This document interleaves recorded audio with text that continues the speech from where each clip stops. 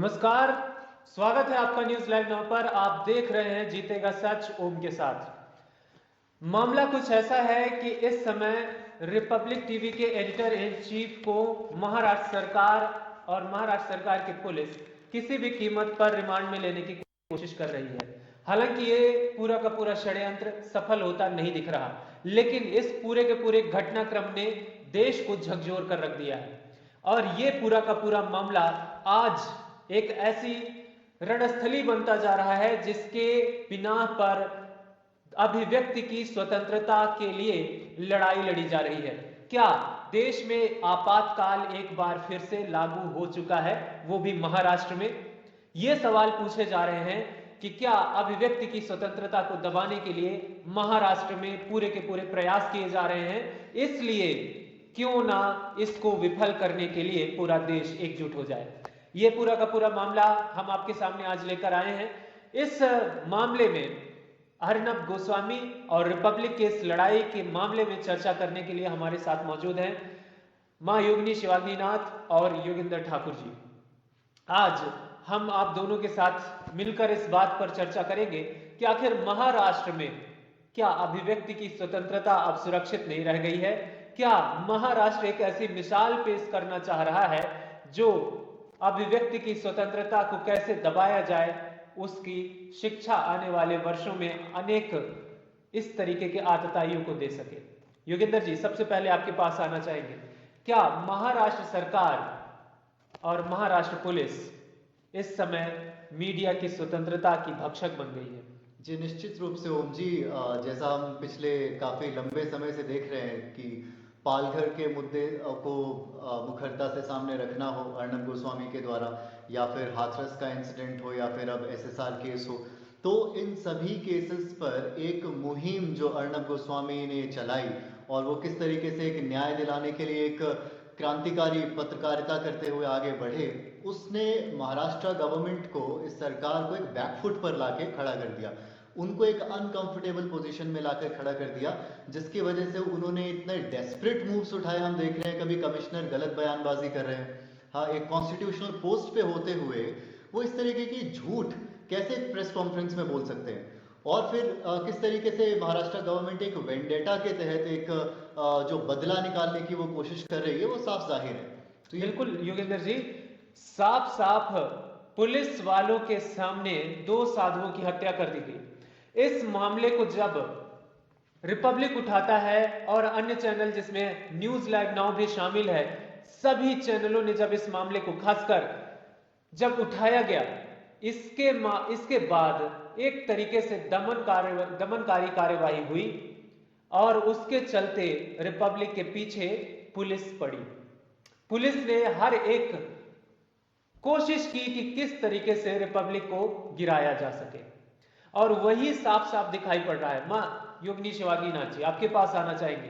क्या पुलिस अपनी असफलता और विफलता को छुपाने के लिए और उसका बदला लेने के लिए रिपब्लिक पर कार्रवाई कर रही है? ओम जी, पहले मैं आपको ये याद दिलाना चाहूंगी कि महाराष्ट्र ये वही प्रदेश है जिसकी मिट्टी पर संत तुकाराम और ध्यानेश्वर जैसे संतों का उदय हुआ। यहाँ ये वही मिट्टी है जिसको धर्म के लिए लड़ते वीरों ने अपने खून से सींचा था। इतिहास इस बात का गवाह है जी। लेकिन आज उसी महाराष्ट्र की मिट्टी पर अधर्मिता का नंगा नाच देखने के लिए मिलता है। And against whom? The entire government, Maharashtra government is up against one single man, Arnab Goswami. कौन है वो? क्या कोई डॉन है या क्या कोई क्रिमिनल है? नहीं, वो एक इकलौता सुपुत्र है इस वक्त पे भारत का, जो कि इतनी हिम्मत रखता है कि सामने सामने जो अधर्मिता हो रही है, सामने सामने जो इनजस्टिस हो रहा है, उसके खिलाफ बोलने की हिम्मत रखता है खुलेआम। अब बात आई, आप कहते हैं कि क्या पुलिस अपनी चीजों को छुपाने के लिए, बिल्कुल सही बात है, एक के बाद एक गलती करती जा रही है महाराष्ट्र गवर्नमेंट से लेके उसके जो पपेट्स हैं, including the police right now. मैं खुलेआम ये बोलती हूँ कि अभी पूरी महाराष्ट्र पुलिस भी, जो कि लॉ एंड ऑर्डर को मेंटेन करना चाहिए, जो कि अपने आप में पपेट नहीं होनी चाहिए, उसके बाद भी वो एक के बाद एक गलती करते जा रहे हैं। सबसे बड़ा उसका प्रमाण है जिस तरीके से अर्नब गोस्वामी को अरेस्ट किया गया, यहाँ तक कि उसके बीवी और बच्चे पे भी आज केस लागू कर दिया गया। क्या ये अपने आप में प्रमाण है ओम जी? बीवी और बच्चों पर भी, मतलब ये केस पर्सनल होता जा रहा है जी, कहीं ना कहीं जी। और उसके बाद एक पूरा का पूरा मिसाल है, एक ऐसी पूरी की पूरी घटनाक्रम है जो बता रही है कि अर्नब गोस्वामी और रिपब्लिक कितना ज्यादा परेशान कर चुका था महाराष्ट्र को। अब बात ऐसी है कि मीडिया का काम ही है कि वो सच्चाई को सामने लाए, चाहे वो कितनी भी कड़वी हो, किसी के लिए कितनी भी बुरी लगने वाली हो। अगर मीडिया अपना काम नहीं करेगा तो वो लोकतंत्र का चौथा स्तंभ नहीं होगा। हर एक स्तंभ के अपने काम हैं, वो अच्छे काम करते हैं, लोगों के लिए अच्छे लगने वाले काम करते हैं, और वो काम भी करते हैं जो लोगों को बुरे भी लगे।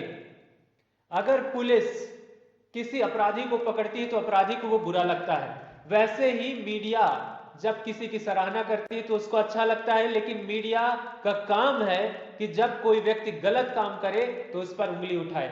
जब कोई चैनल ये बताता है कि साधुओं को पुलिस के सामने मार दिया गया, उनके ड्राइवर को मार दिया गया, 2 साधुओं को मार दिया गया, और फिर वो ये बताता है कि सुशांत सिंह राजपूत का पूरा मामला किस तरीके से छुपाया जा रहा है, जब वो चैनल ये बता रहा है कि कहां कहां पर नशे की तस्करियां हो रही हैं, इस तरीके के अनेक मामलों को जब ये पूरा का पूरा कोई मीडिया संस्थान उजागर करने में लग जाता है, तो आखिर एक सरकार इस तरीके की दमनकारी नीति क्यों अपना रही है?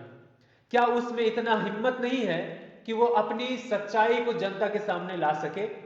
ये तो साफ हो चुका है कि जनता के सामने सच्चाई लाने की हिम्मत अब इस सरकार में नहीं है, इसलिए वो सच बोलने वालों को दबाने की कोशिश कर रही है। योगेंद्र जी, क्या कहना है?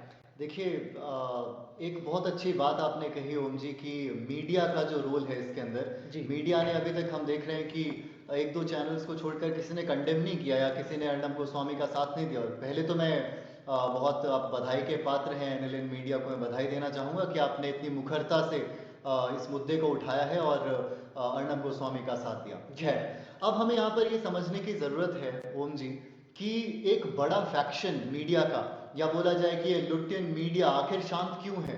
तो यहाँ पर देखिए, समझने की बात है कि आज तक या अभी तक कुछ ऐसे मुद्दे हमारे देश के हैं, कुछ ऐसे सेंसिटिव मुद्दे हैं जिनको अभी तक नहीं उठाया गया, या फिर इन मुद्दों को उठाने से सभी न्यूज चैनल्स या मीडिया हाउसेस बचते रहे।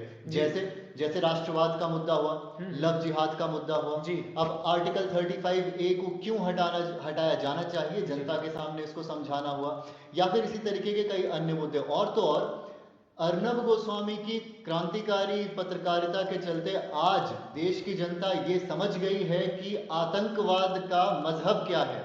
जी, साथ ही साथ दूसरी बात आती है कि सरकार का इसमें क्या रोल है, महाराष्ट्र सरकार का। तो बिल्कुल जैसा आपने अभी अपने पिछले वक्तव्य में बोला कि बैकफुट पर उनको जाना पड़ा, क्योंकि अर्नब गोस्वामी एक मुहिम बना चुके थे सुशांत सिंह राजपूत को न्याय दिलाने की। वो एक मुहिम बना चुके थे पालघर के साधुओं के साथ जो हुआ उनको न्याय दिलाने की। तो ये एक डेस्परेट मूव है इनका। असल में देखा जाए तो ये एक पूरी तरह से दमनकारी, जो एक शोषणकारी जो एक नीति होती है सरकार की, किस तरह वो अपनी पावर्स का मिसयूज करती है, ये पूरी तरह से उसका प्रमाण है। बिल्कुल योगेंद्र जी, और पूरा का पूरा मामला साफ दिख रहा है। आपको मालूम है, आज पूरा देश जानता है कि सुबह 6:30 बजे रेड की गई है ऑलमोस्ट। एक सामान्य व्यक्ति, एक एडिटर इन चीफ, उसके यहाँ एक संपादक है, वो एक कलम का वो बंदूकें लेकर नहीं चलता है, उसके यहाँ AK-47 लेकर पुलिस पहुंची, गाड़ियों में पुलिस पहुंची, और उसके बाद उसके घर में पहुंचते उससे बदतमीजी की जाती है, उसके बीवी बच्चों के साथ बदतमीजी की जाती है, और उसके बाद उन्हीं बीवी बच्चों के खिलाफ केस भी दर्ज कर दिया जाता है। देखिए योगिनी जी, मैं योगिनी जी के पास आना चाहूंगा, आप भी महिला हैं, क्या कहना चाहेंगी आप ऐसी पुलिस के बारे में? ओम जी, आप देखिए, पुलिस ये कह रही है कि उनकी बीवी ने उनके साथ बदतमीजी करी, लेडीज पुलिस के साथ बदतमीजी करी। आप ये बताइए, खुद सोचिए, जब इतने लोग एक साथ इतनी मॉर्निंग में किसी के, इतनी सुबह प्रातःकाल किसी के घर में घुस जाएंगे, उसके बाद बीवी का सबसे पहला धर्म होता है, देखिए लॉ एंड ऑर्डर से भी पहले हमारे देश में आता है धर्म। एक बीवी का धर्म है कि अपने पति के लिए बोले, और वैसे जब एक बीवी को पता हो कि उसका पति, वो भी करवा चौथ का दिन, करवा चौथ का दिन जी, सबसे बड़ी बात, उस दिन अगर वो मॉर्निंग में किसी भी तरीके की बदतमीजी करती है, उसको बदतमीजी नहीं कहा जाएगा, वो धर्म का अपने पालन कर रही थी, एक पतिव्रता स्त्री थी, तो यहाँ पे वो बिल्कुल गलत नहीं थी। उसके बाद आप देखेंगे जिस तरीके से अर्नब को जूते तक नहीं पहनने दिए, इतनी मॉर्निंग में जाकर परेशान करके, ठीक है मैं ये भी नहीं बोलती परेशान, लेकिन अगर आप केस की गहराई में भी जाएंगे, अगर आप किस केस के तहत उन्होंने उसको गिरफ्तार किया। पहली बात, उनके पास वारंट भी प्रॉपर नहीं था, उन्होंने ये बोला कि इसके लिए वारंट की जरूरत नहीं है। और आप देखेंगे केस अन्वय नायक का केस, ये केस ऑलरेडी क्लोज हो चुका है 2019 में जी। और उसमें ये बता रहे हैं कि सुसाइड नोट है कि जी 2 साल पहले की जी। अचानक से अदन्या को अपने पिता की मृत्यु के लिए, अभी भी ये क्लियर नहीं है सुसाइड है क्या है, जो भी है, अचानक से उनकी बेटी को याद आता है कि अब मुझे न्याय चाहिए।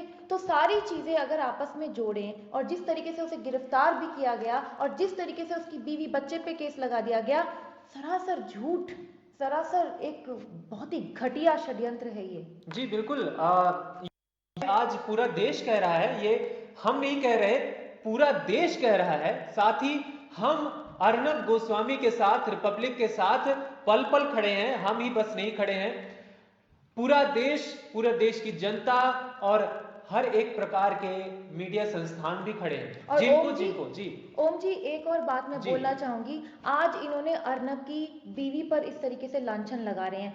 महाराष्ट्र गवर्नमेंट का तो कहना ही क्या, एक respected Indian citizen Kangana Ranaut जो कि देश की स्त्री भी है, उनका घर उन्होंने बुलडोजर से तोड़ दिया।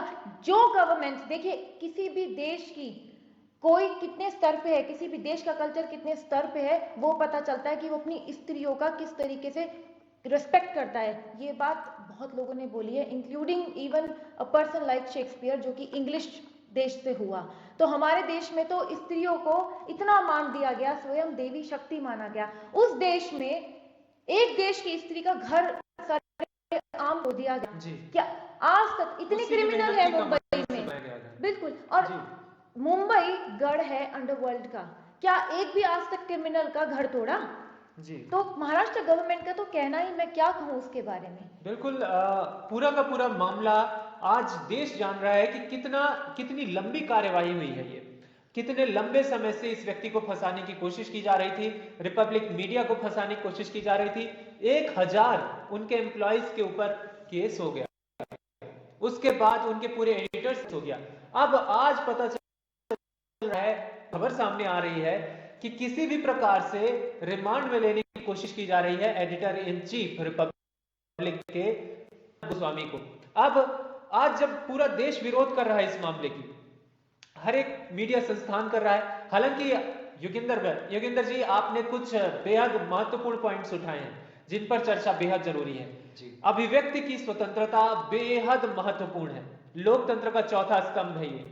अगर मीडिया की अभिव्यक्ति की स्वतंत्रता छीन ली गई, उस दिन तानाशाही है देश में, उस दिन लोकतंत्र नहीं तानाशाही है जी। तो जिस समय एक एडिटर इन चीफ को इस तरीके से गिरफ्तार किया जाता है जिसमें कई सारी चीजें गैर कानूनी हो, पुलिस लगातार उस व्यक्ति को फंसाने के लिए झूठ बोल रही हो, तो ये पूरा का पूरा मामला बताने लगता है कि एक षड्यंत्र है अभिव्यक्ति की स्वतंत्रता को छीनने का।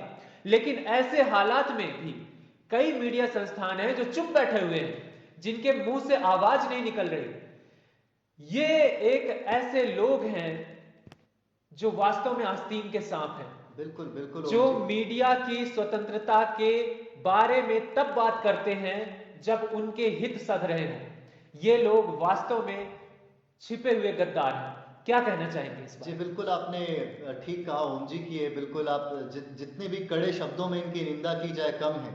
आप देखिए, जब योगी आदित्यनाथ को द वायर के जो ओनर है वरदराजन, उन्होंने उनके बारे में झूठी रिपोर्टिंग की थी। तो उसकी गिरफ्तारी जब उनकी हुई तो पूरा एडिटर्स गिल्ड और पूरा का पूरा इनका जो संगठन है ये, या मैं तो ये कहना चाहूँगा कि पूरा जो एक डार्क मीडिया का जो ये माफिया है, ये पूरा का पूरा कितनी हाय तौबा मचाने लगा और कहने लगा कि मीडिया को मसलने की कोशिश की जा रही है।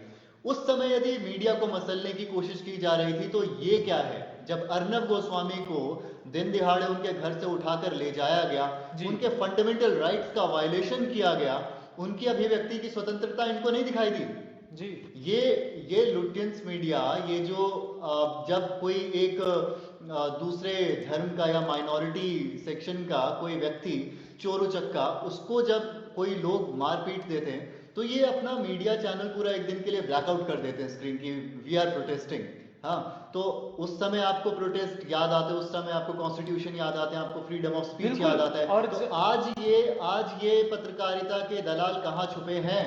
जी बिल्कुल, जब आज एक ऐसा घटनाक्रम हो रहा है जहां पर उस व्यक्ति को फंसाया जा रहा है, जब उस सरकार के मिनिस्टर्स ने वीडियो में कह चुके हैं, जिनका स्टिंग हो चुका है, वो कह रहे हैं कि इस व्यक्ति को फंसाया जाएगा और ये बात साफ हो चुकी है, उसके बाद उसको फंसा भी दिया गया। पूरा देश जानता है कि ये पूरा का पूरा षड्यंत्र है और किसी भी तरीके से इस व्यक्ति को फंसाने की कोशिश की गई है।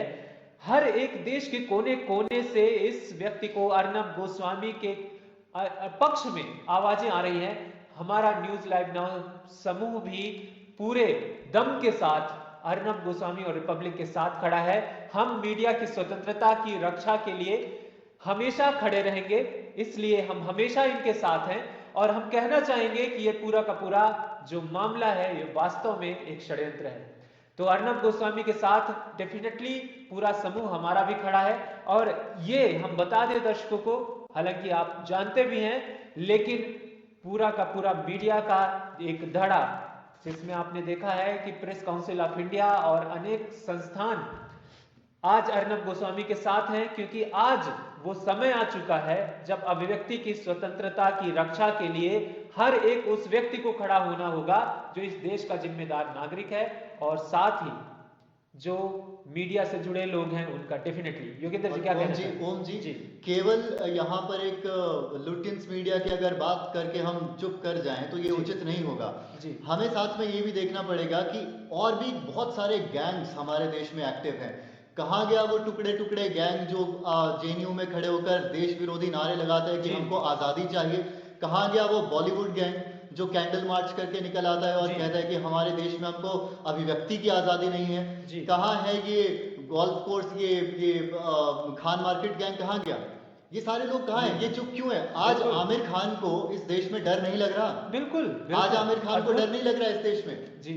जब एक देश के नागरिक को जो कि सच्चाई का साथ दे रहा है, जो सच बताने की कोशिश कर रहा है, उसको उसके बीवी बच्चों के सामने घसीट कर दिन दिहाड़े उसको जूते भी नहीं पहनने दिए, उसको उठाकर ले गए सामने।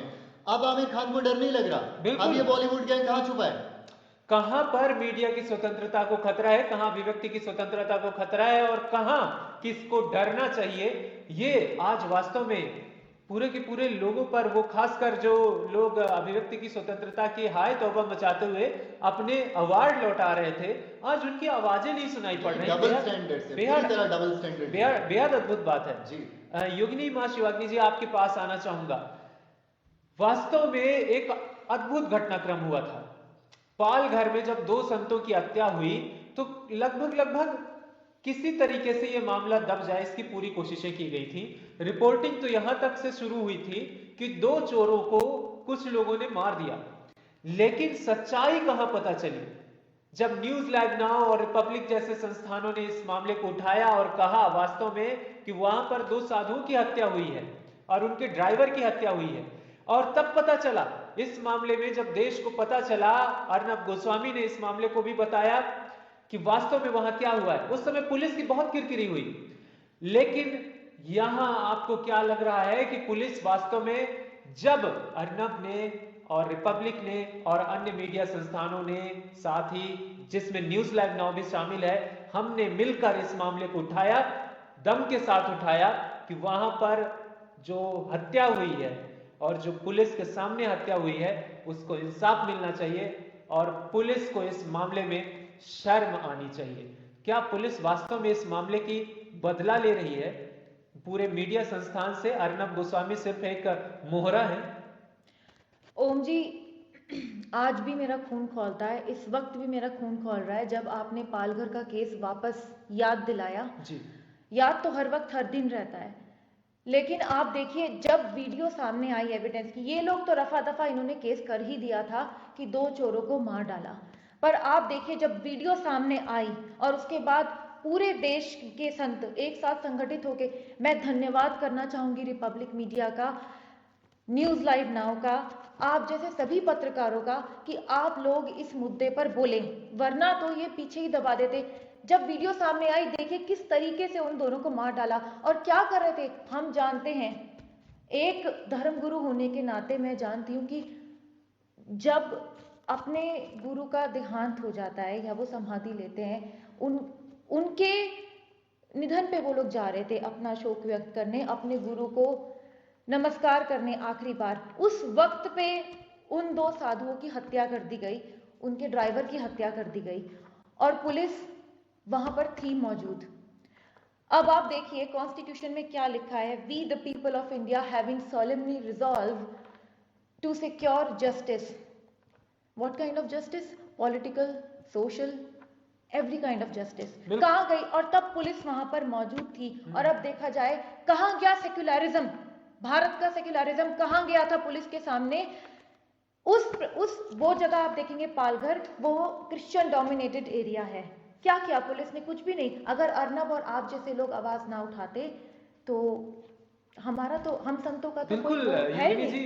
ये पुलिस कितना काम कर सकती है, अद्भुत तरीके से हम देख सकते हैं कि वहां का पुलिस बल खड़ा होकर उन साधुओं की हत्या देखता रहा और यहाँ का पुलिस बल पता चल रहा है कि कितना जल्दी AK-47 लेकर एक मीडिया संस्थान के पत्रकार के पास पहुंचता है, गिरफ्तारी के लिए AK-47 लेकर। AK-47 और ओम जी, ये लोग क्या रक्षा करेंगे देश के नागरिकों की? रक्षा करेंगे। आप देखिए कि जब अब इस केस की एक और बात मैं आपके सामने लाना चाहूंगी, अन्वय विनय नायक के केस में होम मिनिस्टर अनिल देशमुख, ये वही होम मिनिस्टर, ये वही शख्स है जिसने ओपनली घोषणा की थी कुछ टाइम पहले अर्नब गोस्वामी को कि वो उसको गिराकर रहेगा। और अब इनकी जो पुत्री है अदन्या, इन्होंने अब ये कह दिया गया मीडिया में कि अदन्या के लेटर, उसने अनिल देशमुख को लेटर लिखा कि केस को रीओपन किया जाए।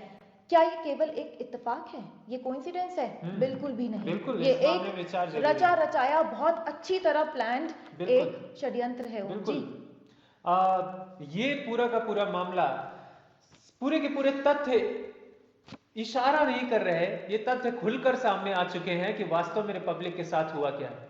योगेंद्र जी, अंत में एक बार आपके पास आना चाहूंगा, आखिर ये पूरा का पूरा मामला आज देश के सामने है, पूरे के पूरे देश से विरोध हुआ है महाराष्ट्र सरकार की इसका दमनकारी कार्यवाही का। अब बात यह है कि मीडिया क्या करे? मीडिया क्या सच दिखाना, सच बताना छोड़ दे और वो जो ताकतवर लोग हैं उनके सामने झुककर केवल उन्हीं की जी हुजूरी करे? देखिए ओम जी, यहाँ पर मैं अपनी बात MS बिट्टा साहब के अल्फाजों से शुरू करना चाहूंगा। वो देश के बहुत बड़े सिपाही रहे, किसी इंट्रोडक्शन की उनको जरूरत नहीं है जी।